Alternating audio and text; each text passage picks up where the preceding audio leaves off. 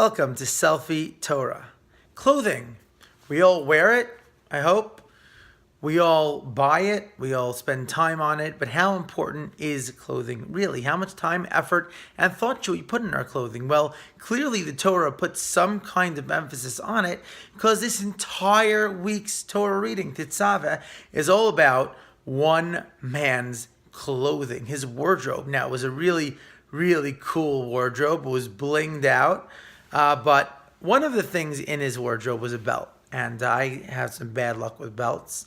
I was going through airport security recently, and you have to take off your belt. Of course, as I was putting it back on, the buckle just popped off completely. And this is what I was left with, a lovely part of a belt that doesn't actually close.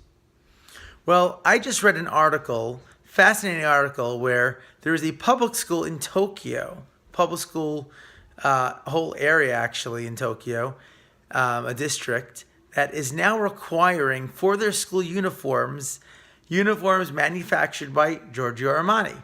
They're costing hundreds of dollars per set. Armani public school uniforms. Interesting concept. Of course, a lot of parents are very against this. Now, I'm not recommending that public schools have Armani school uniforms. I think in a public school, you have to make sure that everyone can afford the clothing. But what is the school thinking? What's their idea? And I think the idea is a beautiful one, because the clothing we do wear makes a difference. Now, wearing clothing that's too fancy, too expensive, and makes us feel better than others, obviously, has its drawbacks. But also dressing in a shabby way is not positive. The Talmud tells us that a Torah scholar is forbidden to wear clothing with a stain on it. A person's got to wear clothing that's respectable, that makes us feel good. Because to tell you the truth, the way we dress has an effect on the way we act, the way we think, and the way we feel. So, keeping that in mind, about to go and get dressed for my special Shabbos clothes, because Shabbos should feel extra special.